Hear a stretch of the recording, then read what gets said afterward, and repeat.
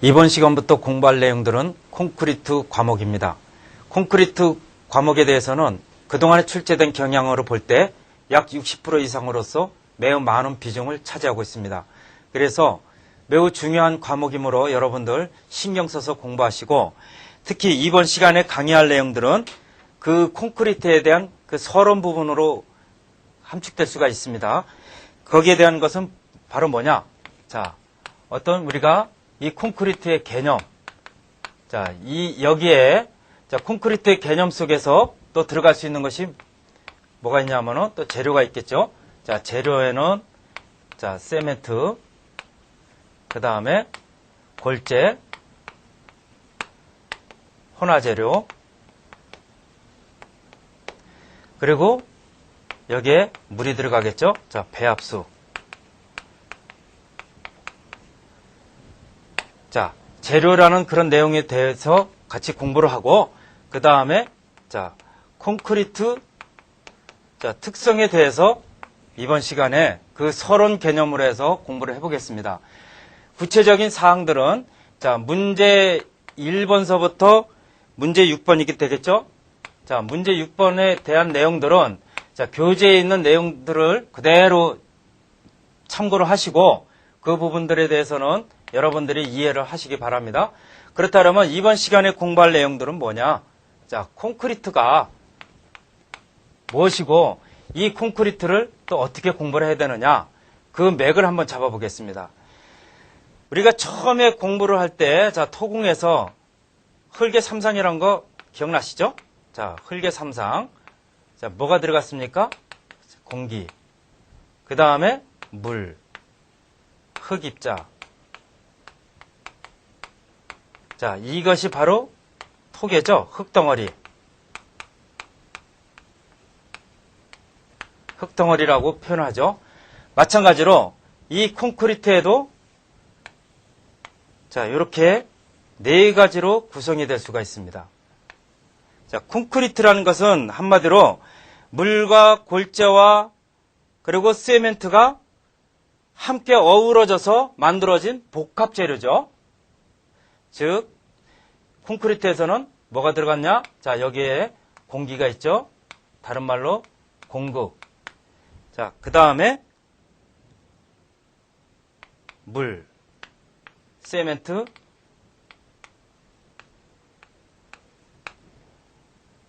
자, 요 부분을 다시 정리를 해보겠습니다. 콘크리트에도 들어가는 부분이, 자, 첫 번째, 공기, 공국이라고 표현하고요. 그 다음에 물, 세멘트, 자, 자갈, 골재라 그러죠. 골재. 자, 이렇게 네 가지로 구성이 된 것이 바로 뭐냐? 자, 복합 재료로 되어 있는 것이 이것이 바로 콘크리트다. 콘크리트의 정의를 본다 그러면 이렇게 되겠죠. 자, 그러면은 이러한 네 가지로 보고서 한 가지 한 가지에 대한 역할을 한번 알아보겠습니다. 첫 번째, 자, 공기. 즉, 공극이죠. 이 공기에 대한 역할은 어떻게 되느냐? 자, 두 가지로 나눠볼 수가 있습니다. 이거는 교재에 있는 내용이 아니라 개략적으로 콘크리트에 대해서 한번 알아보기 위해서 서론적으로 공부하는 겁니다. 첫 번째, 자, 굳지 않은 콘크리트. 그 다음에 굳은 콘크리트. 이렇게 두 가지로 나눌 수가 있죠. 그러면 굳지 않은 콘크리트에서 공기 역할은 여기에서는 어떻게 되느냐? 자, 볼 베어링 역할을 하고, 또 하나는 에어, 자, 쿠션 역할을 한다. 그 볼 베어링이라는 것은 바로 뭐냐면은 이거는 작업성과 연관이 되죠. 작업성과 관련이 된다. 즉, 우리가 흔한 말로 워커빌리티라고 그러죠. 그래서 이 작은 입자들이 어떻게 되냐? 공기 이 부분들이 자, 베어링 역할을 해서 자, 반죽이라든가 아니면 자, 슬럼프 값을 크게 한다든가 그런 역할을 하죠. 결과적으로는 자, 작업성과 관련이 돼 있다. 그리고 에어 쿠션이라는 것은 뭐냐? 이거는 세멘트 입자 주변에 보면은 자, 어떻게 돼 있냐? 자, 물로 이렇게 감싸 있습니다. 그러면 이게 겨울에 동결이 되면 어떻게 되느냐 하면은 이게 팽창이 되겠죠. 자, 팽창이 되는데 즉 약 한 9% 정도 부풀어 오르게 되죠. 결과적으로 이런 부분이 어떻게 되느냐? 문제가 되는 것은 나중에 자, 균열이 발생이 되겠죠. 양생이 되게 되면 자, 경화가 되면 그래서 이런 것들을 이 균열을 발생시키지 않도록 하기 위해서 에어 쿠션 역할은 뭐냐? 이 공기에 있는 이런 미세한 기포가 이 물들을 흡수를 함으로써 어떻게 되느냐? 자, 팽창하는 것을 방지해주는 역할을 합니다. 그래서 이렇게 두 가지 역할을 한다. 공기에 대해서는. 그러면 구는 콘크리트에서는 어떻게 되느냐? 자, 여기도 보면은 밀실한 콘크리트에 대해서는 한마디로 공극이 여기는 없죠. 공극이 없다.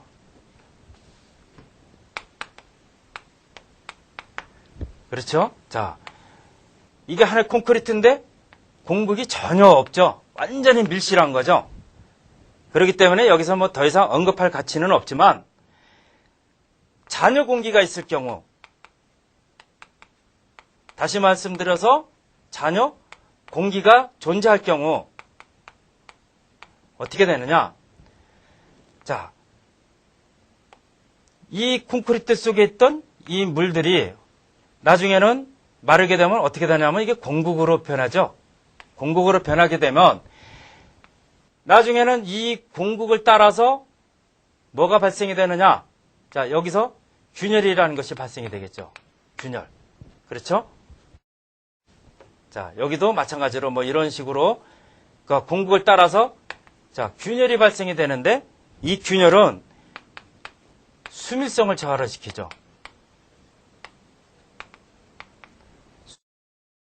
수밀성을 저하를 시키게 되면 결과적으로 이 틈바구니에서 이 틈을 통해서 물이 들어감으로 해가지고 자, 철근이 부식이 되죠. 부식이 되면 자, 철근이 부식되면서 팽창이 돼가지고 종국에는 콘크리트가 완전 균열이 생겨서 내구성이 저하가 된다. 무슨 이제 이해가 가시겠죠? 자, 콘크리트 안에는 자, 이렇게 공기가 존재하고 있는데 공기에 대한 존재는 이렇게 진행이 된다. 굳지 않은 콘크리트, 굳은 콘크리트에서는 이렇게 진행이 된다. 그리고 자, 두 번째, 물에 대해서는 어떻게 되느냐? 자, 물 이거를 우린 다른 말로 자, 배합수라고도 하고 또 하나는 또 다른 말로 수화수라고 그러죠. 자, 수화 작용에 의해서 발생되는 그런 물이라고 그래가지고 보통 이것은 수화 작용에 의한 그 수화수는 보통 25에서 26% 정도 물이 필요로 하고 있다. 자, 그러한 내용으로 이렇게 진행이 되고 있습니다. 그리고 물과 여기에 자, 세멘트가 있죠. 자, 세멘트. 이전에 여기 보게 되면은 아까 구성을 한번 말씀을 안 드렸죠? 자, 공기하고 물하고 자, 세멘트하고 골재라 그랬죠? 그러면 일반적으로 공기는 전체적으로 볼 때 자, 한 5% 정도, 물은 15% 정도, 그 다음에 세멘트는 약 10% 정도 자, 이렇게 차지를 하고 있습니다. 그리고 나머지 골재는 70% 정도 이렇게 차지하고 있죠. 자, 이렇게 됐을 때, 자, 요 내용은 여러분들 이해하시리라 생각하라고. 자, 물과 세멘트가 이렇게 역할이 되어 있을 때, 자, 물과 세멘트가 이게 합쳐지게 되면은 뭐가 되느냐? 자, 패스트가 되죠. 패스트. 즉, 풀이 되는 겁니다. 이럴 때, 자, 물과 세멘트에 있어서 자, 세멘트 양이 많을 경우, 물보다 세멘트 양이 많을 경우에는 어떻게 되느냐? 자, 강도가 크고, 자, 슬럼프 값은 자, 작아진다. 자, 이 강도에 대해서는 어떻게 되느냐? 자, 부착 강도가 되겠죠. 자, 부착력이 좋아지겠죠. 왜냐? 이 풀의 역할은 결국 부착을 해주는 그런 역할이죠. 이렇게 볼 때 결과적으로 어떻게 되느냐? 자, 물 시멘트 비가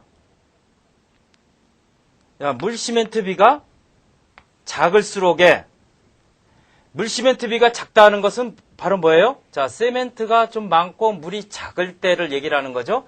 물 시멘트 비가 작을수록에 결과적으로는 강도는 크다. 자, 이런 개념으로 이해할 수가 있겠죠? 그렇죠? 자, 그렇다 그러면은, 자, 여기서 또한 우리가 또 작용할 수 있는 부분이 하나가 있죠. 물과 세멘트가 만나게 되면은, 뭐가 되느냐? 자, 수화작용이라는 것이 되죠. 수화작용. 자, 수화작용이 되는데, 이거를 공식으로도 한번 표현을 해보겠습니다. 공식으로 표현하게 되면은, 거기에 따라서 어떻게 되느냐? 자, 수화 반응이라는 것이 있고, 그 수화 반응 뒤에 또 이산화탄소가 이런 것들이 또 접하게 되면은 중성화라는 것이 또 작용이 되겠죠. 자, 여기에 보면은 CaO가 물과 이렇게 만나게 되면은 뭐가 반응이 되느냐? CaOH2라는 것이 이렇게 작용이 되죠. 자, 이렇게 된다 그러면 바로 이것은 뭐냐? 수화 반응. 수화 반응이 되고, 그 다음에 이때 이 CaO는 이거는 한마디로 자, 세멘트입니다. 세멘트. 자, 세멘트의 주 재료가 되겠죠. 주 성분. 그래서 뭐라고 했느냐? 수산화 칼슘이라고 읽죠. 다른 말로도 또 석고라고도 표현을 하고. 그러면 이 세멘트가 물과 만나게 되면은 자, 이게 수산화칼슘이 아니고 산화칼슘입니다. 자, 산화칼슘에 자, 석고. 이렇게 되면 여기에서 수산화칼슘이라고 표현되겠죠. 그러면 이 CaO는 이거는 알카리가 높습니다. 이거는 알카리성이 높고, 자, 수산화칼슘의 경우는 이거보다, 자, 이 알카리보다 더 높죠. 고알카리성이다. 그리고, 자, 여기서 또 다르게 또 표현해주죠. 자, 수산화칼슘에서 CO2, 자, 이산화탄소죠, 이산화탄소. 이산화탄소를 만나게 되면은 뭐가 되느냐? CaCO3가 작용이 되겠죠. 그래서 이 부분을 뭐라고 표현하냐면은 중성화 반응이라고 하는데, 중성화.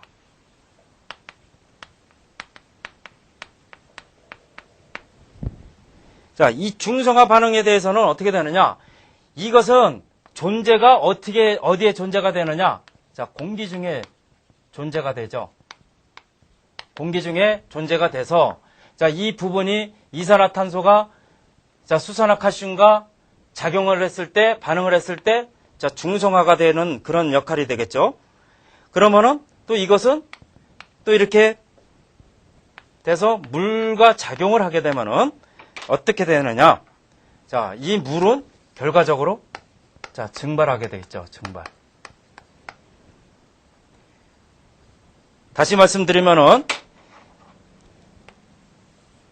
이건 나중에 다 공부할 사항들입니다. 자, 여기서 보게 되면 자, 이 부분이 어떻게 되느냐? 자, 여기가 콘크리트인데 여기가 알카리성이 되고 이거는 자, 철근이 되겠죠. 여기에 이산화탄소하고 자, 물이 침투가 되게 되면은 결과적으로 이 철근이 녹이 슬게 되죠. 부식이 되죠. 부식. 그래서 자, 팽창이 되면서 나중에는 이 부분이 균열이 발생이 되는 그런 문제점이 있겠죠. 자, 그러면은 이러한 문제점이 있을 때 그럼 이거를 어떻게 이해를 해야 될 것이냐? 자, 수화에 대해서도 한번 알아보겠습니다. 수화에 대해서. 수화에 대해서 보게 되면은 자, 맨 처음에 우리가 여기에 세멘트와 자, 물을 만났을 때 즉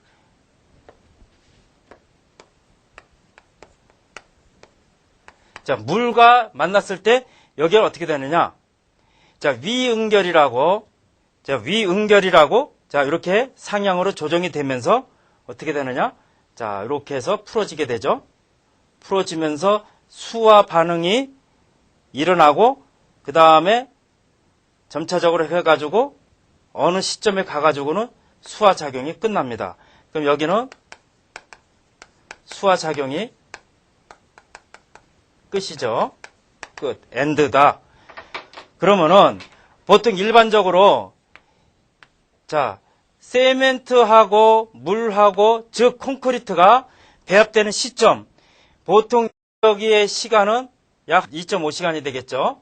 자, 2.5시간이 되는데 보통 콘크리트가 배합이 돼가지고 운반할 때 어느 정도 운반을 하게 되죠.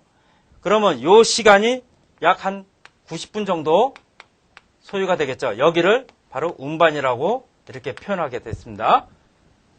그리고 바로 여기서부터 어떻게 되느냐? 수화 반응이 시작이 된다.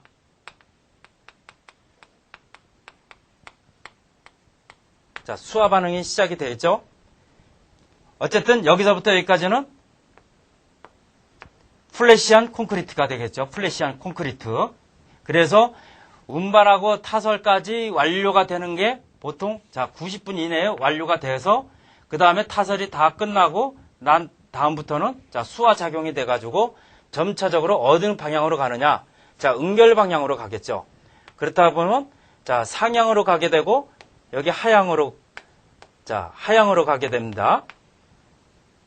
자 하향으로 가게 되는데 이때 여기서부터 수화 작용이 끝나는 시간은 온도에 따라서 그 시간은 달라집니다. 자, 일반적으로 5도씨일 경우에는 언제 끝나냐? 약 한 10시간 정도. 그리고 온도가 20에서 30도이실 경우에는 자, 3시간에서 한 6시간 정도 이렇게 걸리게 됐고 기타 150도씨 이상일 경우에는 자, 1시간 정도 소요가 되겠죠. 그렇다고 보면은 자, 어느 시점에 콘크리트를 자, 시공을 했습니다.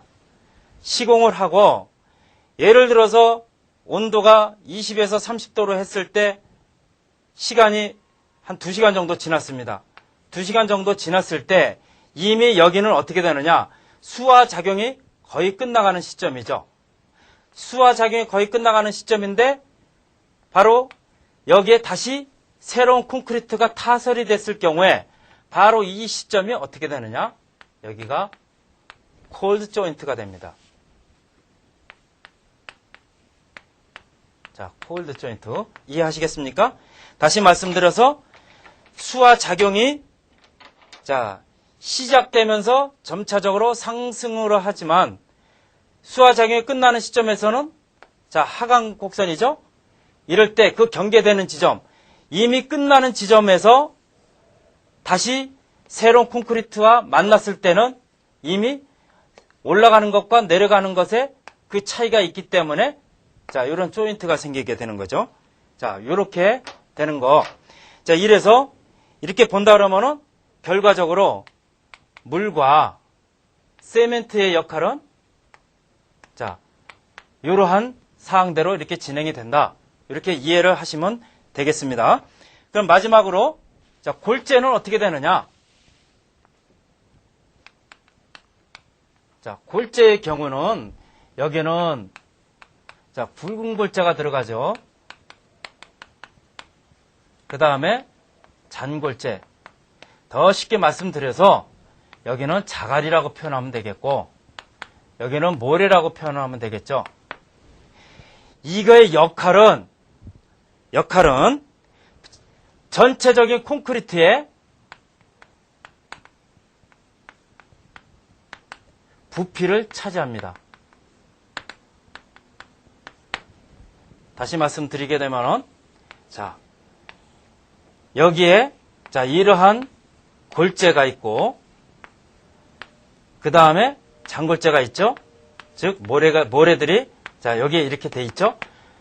전체적인 것에 보면은 이게 몇 프로 정도 차지한다 그랬습니까? 골재가 약 70%, 많게는 한 75%까지도 그 차지를 하고 있죠. 그러면 이 사이에 들어가 있는 것은 세멘트 페스트죠. 세멘트 페스트. 즉, 자, 세멘트와 물, 배합수가 나머지는 자, 이런 공국들을 차지하고 있습니다. 그래서 결과적으로 뭐느냐? 여기서 우리가 이해할 수 있는 것은 자, 잔골재가 많게 되면은 다시 말씀드려서 여기에 자, 잔골재들만 가득 차 있다 그러면은 결과적으로는 세멘트량이 많아지겠죠. 더 덧붙여서 말씀드리면 자, 골재가 적으면 적을수록 어떻게 돼요? 세멘트는 많아지겠죠. 그 대신 골재가 적으면 적을수록 세멘트 양은 어떻게 돼요? 많아지고 반대로 골재 양이 많아지면 세멘트 양은 적어진다. 여기서 보면은 또 굵은 골재하고 잔골재하고 볼 때 굵은 골재가 많을수록에는 잔골재는 작아지지만 굵은 골재가 작을수록에 잔골재는 많아진다. 요거는 뭐 기본적으로 알 수 있겠죠? 그러면은 결과적으로 골재가 많고 또 굵은 골재가 커질수록에는 세멘트량이 작아지게 되고 세멘트량이 작아진다는 것은 바로 경제적으로 이득이 된다. 경제적이 될 수가 있다. 이렇게 이해할 수가 있겠죠? 자, 이렇게 돼서 전반적인 사항으로 볼 때 콘크리트는 크게 4가지로 구성이 돼 있어서 여러분들이 충분히 그렇게 이해를 하시리라 생각이 됩니다. 자, 정리를 한번 해보겠습니다. 자, 공기, 그 다음에 물, 세멘트, 그리고 뭐죠? 자갈. 그래서 전체적으로 공기에 대해서는 약 한 5% 정도가 자, 들어가 있고, 그 다음에 물은 15%, 세멘트는 10%, 그 다음에 자갈은 약 70% 정도 이렇게 구성으로 돼 있다. 그래서 이러한 개념으로 볼 때 콘크리트는 어떻게 돼 있는가? 그러면 이러한 구성으로 해서 이런 내용들을 보고 나면은 자, 콘크리트 특성을 한번 볼 수가 있겠죠. 자, 콘크리트 특성. 콘크리트 특성을 보게 되면은 여기에는 굳지 않은 콘크리트하고 굳은 콘크리트하고 자, 이렇게 2가지로 나눌 수가 있겠죠. 자, 굳지 않은 콘크리트 한번 내용을 한번 볼까요? 어차피 다음 시간에 구체적으로 다 설명이 될 사항들입니다. 이렇게 3가지로 나눠본다 그러면은 하나는 자, 워커빌리티.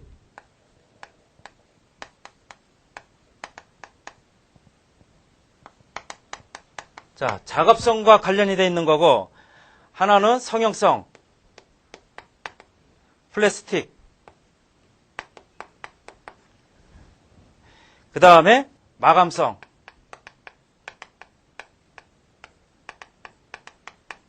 자, 이렇게 3가지로 구분이 되겠죠. 이 워커빌리티에서는 굳지 않은 콘크리트에서 이것은 뭐냐? 컨시스텐시죠. 연경도. 자, 컨시스텐시가 되겠다.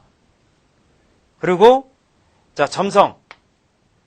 성형성에서는 비스코시티, 점성. 그 다음에 이제 마감성 이렇게 진행이 되는데, 자, 작업성하고 성형성에서 보게 되면은 여기에는 어떻게 되느냐? 재료 분리에 대한 저항성이 되겠죠. 저항성. 뭐냐? 한마디로 재료 분리에 대한 저항성. 그 다음에 자, 점성 부분하고 성형성 부분하고 마감성에서는 모빌리티.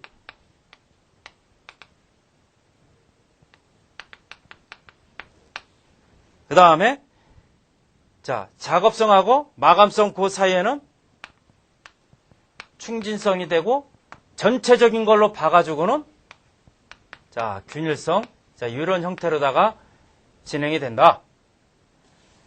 기타 굳은 콘크리트에 대해서는 여러 가지가 있죠. 자, 이런 부분에 대해서는 콘크리트의 특성은 저 교재에 있는 내용들에 대해서 우선적으로 기본적으로 설명을 드린 겁니다. 자, 굳은 콘크리트에서는 여러 종류가 있는데 대표적인 걸로 본다 그러면은 자, 강도 부분이 들어가겠죠. 자, 강도에 대해서는 자, 압축 강도, 그 다음에 인장 강도, 쉼 강도, 그 다음에 부착, 지압, 이렇게 되겠죠. 자, 강도가 전체적으로 볼 때. 그 다음에 특성의, 굳은 콘크리트 특성에 보면은 여기에는 자, 피로 하중이라는 것이 들어갈 테고, 그 다음에 탄성계수, 크리프. 자, 이러한 특성들을 제가 가지고 있습니다. 그래서 전반적인 이런 흐름들을 볼 때 콘크리트가 어떤 것이다. 그런 개념사항을 고려하면서 교재에 있는 내용을 한번 보겠습니다. 교재에, 자, 교재로 넘어가서 철근 콘크리트 개념을 한번 보시게 되면은, 자, 콘크리트가 정의가 되어 있죠? 콘크리트란 세멘트, 물, 골재, 그렇게 만들어진 복합 재료다. 그리고 철근 콘크리트는 어떤 것이다. 그리고 거기에 철근과 콘크리트가 합쳐진 철근 콘크리트의 그 정의. 자, 이런 것들. 그리고 철근 콘크리트가 성립되는 이유. 이런 부분들은 단답형으로도 충분히 나올 수가 있습니다. 그리고 이미 과거에도 출제됐던 사항들이니까 여러분들 이 교재에 있는 내용을 보시고 충분히 아까 설명했던 그 내용도 참고를 하시면서 전반적인 흐름이 어떻게 진행이 된 것인가 그렇게 이해를 하시면서 공부하시기 바랍니다. 이번 시간에는 콘크리트의 주 재료가 되는 세멘트, 골재, 혼화 재료에 대해서 같이 함께 공부해 보도록 하겠습니다.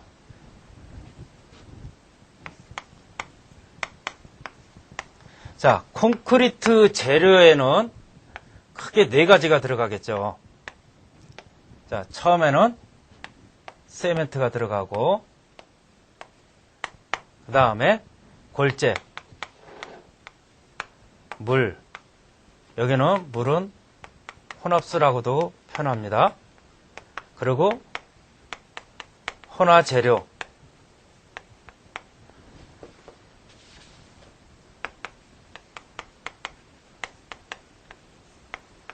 자, 이렇게 네 가지가 복합적으로 이루어진 그것을 한마디로 이거를 콘크리트라고 정의를 한다 그랬죠. 그러면은 여기에 들어가는 재료가 어떻게 되느냐? 자, 세멘트에는 기경성과 자, 수경성으로 이렇게 나누고, 골재에 대해서는 굵은 골재, 그 다음에 장골재 이렇게 나누고요. 그 다음에 혼화 재료에 있어서는 혼화재와 혼화재, 자, 이렇게 구분이 된다. 구체적인 그 각각 그 세멘트라든가 골재라든가 혼화 재료, 여기에 대한 그 특성들, 이 종류에 대해서는 교재에 있는 내용들 그대로 여러분들 숙지하시고 보시면 되겠고, 대략적으로 이 시간에 공부할 내용들은 자, 이러한 것들이 어떤 거다. 그리고 키포인트가 어떤 거냐. 시험에 답을 썼을 때 어떤 부분을 써야 될 것이냐. 중요한 부분만 제가 말씀을 드리겠습니다. 자, 기경성이라는 것은 공기 중에 경화하는 걸 말하고요. 수경성이라는 것은 물속에서 경화하는 것을 말합니다. 그러면은 이 기경성과 수경성에 대해서는 또 크게 분류가 되면은 자, 교재에 그 루트가 돼 있죠? 분류. 뭐예요? 소석해. 그리고 석고. 마그네시아 시멘트.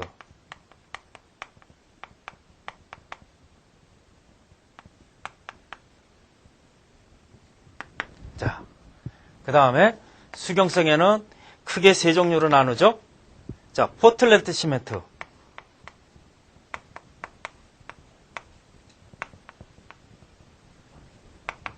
그리고 혼합 시멘트.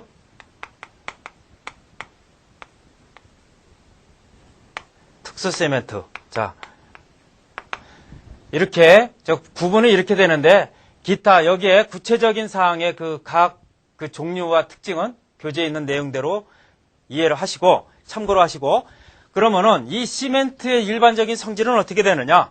자, 여기에 교재를 한번 참고를 해 보겠습니다. 시멘트의 성질 중에 자, 첫 번째 비중. 비중은 그 정의가 어떻게 돼요? 시멘트의 풍화 정도를 알 수 있는 정도라 그랬죠.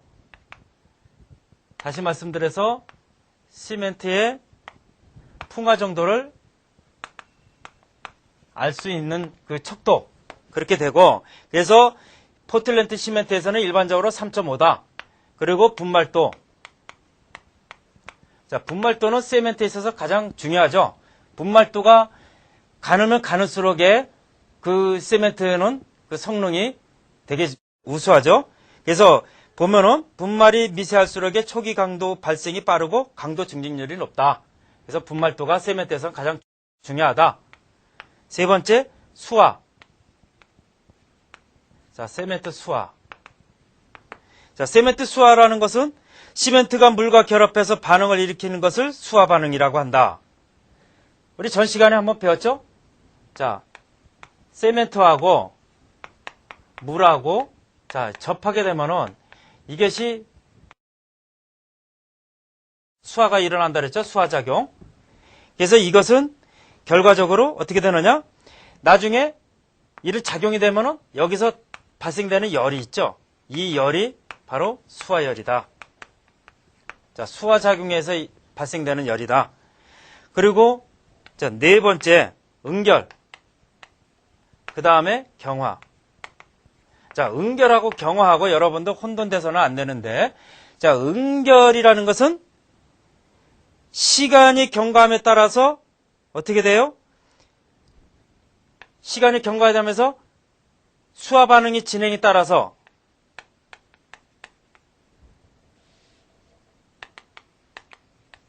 자, 수화 반응에 따라서 응고되어야 되는 과정이죠. 응고가 되어가는 그런 과정. 이것을 바로 응결이다. 그러면 경화는 뭐냐? 이 응결 이후에 나타나가지고 조직이 치밀해지는 그런 과정을 경화라고 한다. 그래서 이 응결과 경화에 대한 그 정의를, 그 의미를 여러분들 혼돈해서는 안 되겠습니다. 자, 다섯 번째로. 자, 안정도. 안정도라는 것은 시멘트 내 유리석회가 격렬하게 수화 반응하여서 경화 중에 체적 팽창균열이 일어나는 정도를 대상으로 하는 것을 안정도라고 한다. 그렇죠? 자, 그 다음에 여섯 번째, 강도. 자, 이 강도라는 것은 시멘트가 경화하는 힘이죠. 그렇죠? 이 시멘트가 어떻게 하는 거예요? 요 경화하는 힘이다. 이것이 강도다. 그리고 풍화라는 것은 대기 중에 수분이나 탄산가스를 흡수해서 수화 반응과 탄산 반응을 일으켜가지고 경화되는 거죠. 풍화. 그래서 이런 풍화된 시멘트는 사용하지 않는다. 이거는 자연적으로 공기가 시멘트하고 접해져가지고 이거는 자연적으로 그냥 굳어져 버리죠. 그래서 결과적으로는 이 시멘트는 사용해서는 안 된다. 그래서 가장 중요한 부분이죠. 자, 그렇다면은 이 시멘트가 어떻게 되느냐? 여러분들 콘크리트 시공하다 보면은 자, 재료에 대해서 언급을 할 때 자, 세멘트 부분이 있습니다. 세멘트 부분에 대해서는 어떻게 되느냐. 자, 이러한 내용들을 언급을 해주겠죠. 자, 비중이 어느 정도 이상, 분말도가 어떻고, 그 다음에 응결 경화가 어떻고, 안정도가 어떻고, 풍화되지 않는 건 써야 되겠다. 그런 내용들을 자, 세멘트 항목에 넣어주면 되겠죠. 다음에 두 번째로 골재를 한번 보겠습니다. 자, 골재는 전 시간에 우리가 공부한 내용대로 다시 복습한다 그러면은 골재는 어떤 역할을 한다 그랬어요? 부피를 차지한다 그랬죠? 부피. 자, 골재는 부피를 차지한다 그랬죠? 부피를 차지하고 나머지는 세멘트 페스트가 차지한다 그랬죠? 기억나십니까? 자, 그렇다 그러면은 이 골재에 대해서는 어떻게 되느냐? 자, 요구되는 성질은 견고하고 내구적이고 표면이 깨끗하고 유해 물질이 부착되지 않고, 자, 이러한 내용들 있죠? 그 요구되는 성질. 자, 이것도 앞으로 뒤에 가서 공부할 내용인데 시공 부분에 대해서 보면은 재료 선정 부분이 있습니다. 재료 선정 부분이 바로 이 요구되는 성질이 짜집기가 되는 사항이니까 여러분들 눈여겨보시기 바랍니다. 그리고 또 골재를 보게 되면은 자, 분류를 해보겠죠? 분류를 하게 되면은 크기에 따라서 어디 한번 해볼까요? 이거 분류를 한번 해볼까요? 자, 분류를 하게 되면은 첫째, 크기에 따라 가지고 그 다음에 또 생산, 그 다음에 비중. 자, 이렇게 크게 세 가지로 나눌 수가 있겠죠? 여기는 장골재, 굵은 골재죠? 자, 굵은 골재, 그 다음에 장골재. 자, 이거는 한마디로 자갈. 이거는, 자, 모래. 이렇게 되겠죠? 자, 거기에 대한 구체적인 내용.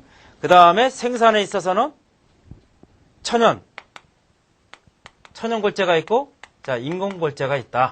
자, 이런 부분. 그 다음에 비중에 있어서 경량골재. 그 다음에 보통골재. 그 다음에, 자, 중량골재. 우리가 일반적으로 쓰는 거는, 자, 보통골재를 많이 쓰게 되죠. 자, 요렇게 분류가 된다. 그러면은, 자, 골재의 표면수와 흡수량에 대해서, 이번 거는 매우 중요합니다. 자, 골재의 표면수와 흡수량.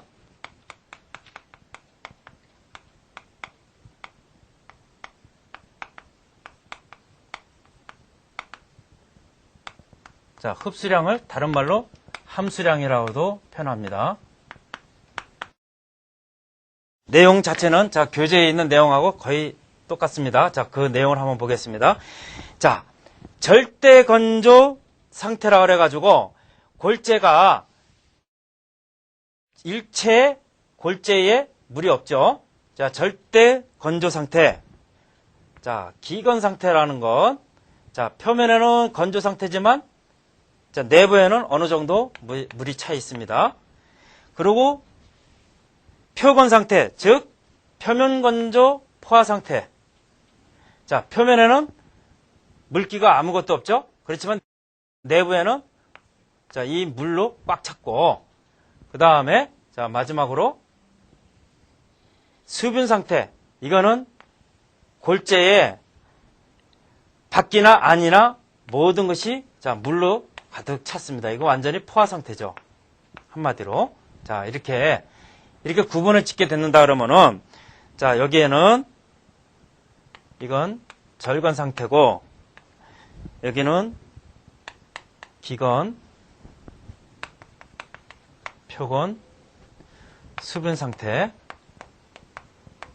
다른 말로 해서, 자, 포화 상태라고도 표현하겠고요. 자, 그렇다면, 자, 절건 상태와 기건 상태 사이는, 이거는 기건 함수량이다. 자, 이 그림 꼭 외워두시기 바랍니다.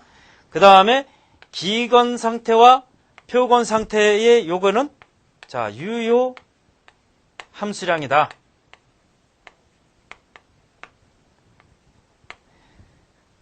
다음에, 자, 절건 상태와 표건 상태는 흡수량이다.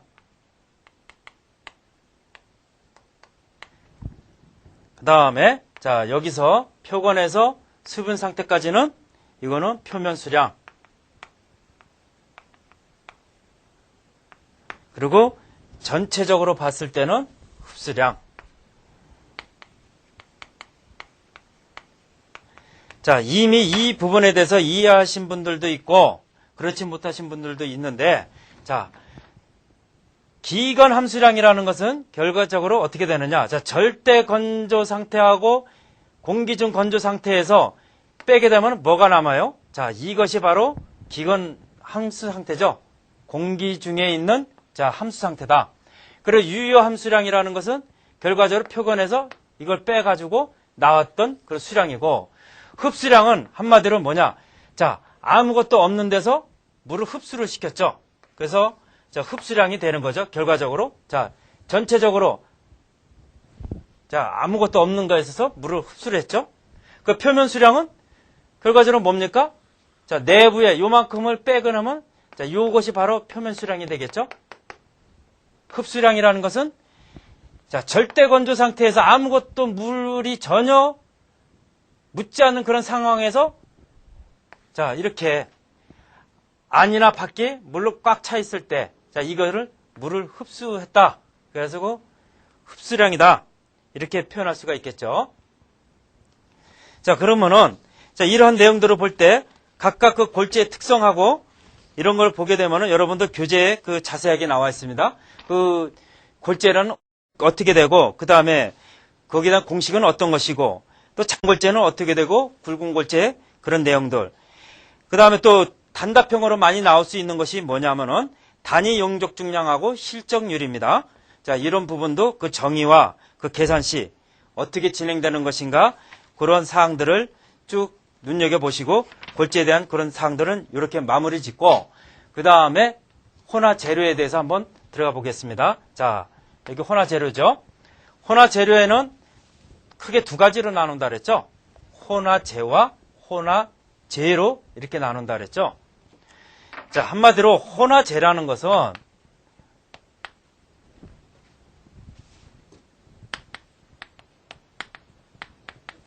혼화재라고 하는 것은 이거는 자, 세멘트 성질을 완전히 개량을 하는 겁니다.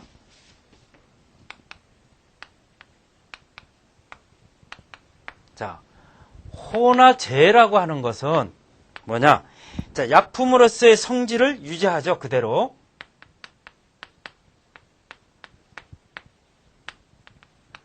약품으로서 성질을 유지하지만 거기서 자, 콘크리트로서의 어떤 자, 성능을 좀 보강을 해준다. 자, 보강이란 표현을 해야 되는지 모르겠네요. 자, 이렇게 콘크리트 성능을 보조를 해준다. 성능 개선을 보조를 해준다. 자, 이렇게 표현하면 되겠죠. 그래서 혼화재가 뭐고 혼화재가 뭐고 자, 이런 부분도 여러분들 구체적으로 교재에 있는 사항들입니다. 그러면은 여기에도 혼화재의 종류에 대해서는 고로 슬래그, 그 다음에 플라이애시, 포졸란, 콘크리트용 팽창재, 그 다음에 착색재 이렇게 구분이 되겠죠. 거의 다 이거는 자연적으로도 그 생산이 되고 그 다음에 인공적으로도 만들 수가 있고 기타 혼화재의 경우는 약품의 어떤 성질을 가지고 있기 때문에 거기에 따라서 표면 활성제, 분산제, 경화 촉진제, 응결 지연제, 방수제, 방청제, 유동화제 자 이런 것들이 있습니다. 그러면은 자, 이런 것들을 자, 답안으로 작성할 때는 어떻게 작성을 해야 되느냐? 이거는 한마디로 여기에서는 짜집기로 들어갈 수가 있습니다. 자, 내용 측면에서 볼 때 콘크리트에서는 일반적으로 시공을 할 때 어떻게 돼요? 자, 맨 처음에 배합을 하죠. 그렇죠? 자, 배합을 하면 그 다음에 재료를 선정을 하죠. 그 다음에 혼합을 하죠. 운반, 타설, 양생. 자, 요 과정이 이게 콘크리트 시공 과정인데 지금 콘크리트 재료에 대해서 공부한 사항들은 바로 여기입니다. 자, 여기에 대해서 재료의 선정이 있어서 필요한 것이 뭐 있겠어요? 자, 여기에 들어가면은 재료에 대해서 첫째 들어간다 그러면 자, 세멘트. 그 다음에 골재. 세 번째, 혼화재료. 네 번째가 들어간다면, 자, 물이 들어가겠죠? 자, 이러한 사항들은 이미, 자, 교재에 언급이 되어 있습니다. 거기에 따라서. 그리고 구체적으로 뒤에 가서 공부를 하다 보면은, 자, 이런 것들을 어떻게 짜집기를 할 것인가, 그 내용도 앞으로 공부할 사항입니다. 그렇다면, 이 물에 대해서 언급을 한다 그러면은, 여기에는 어떻게 되느냐? 자, 물에 대해서는, 여기는 유기, 불순물이 없을 것. 그 다음에 두 번째, 음료수 정도의 물을 사용한다. 세 번째, 염화칼슘 함유량이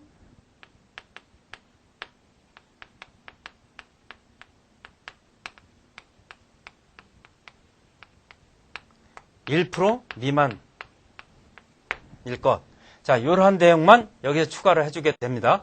그래서 세멘트 관리를 어떻게 할 것이냐, 그 다음에 어떠한 세멘트를 써야 되느냐, 자, 골재도 어떤 골재를 써야 되느냐, 그리고 관리를 어떻게 해야 되느냐, 혼화 재료도 어떻게 써야 되느냐, 반드시 뭐 시험에 의해서 써야 된다. 그 결과치를 측정을 해가지고 써야 된다. 그리고 물은 어떻게 써야 되느냐. 자, 이런 것들이 이번 시간에 공부했던 그런 내용들을 다 짜집기 할 수 있는 그런 내용들이기 때문에 그 구체적인 사항들은 교재에 있는 내용들을 충분히 참고하시기 바랍니다.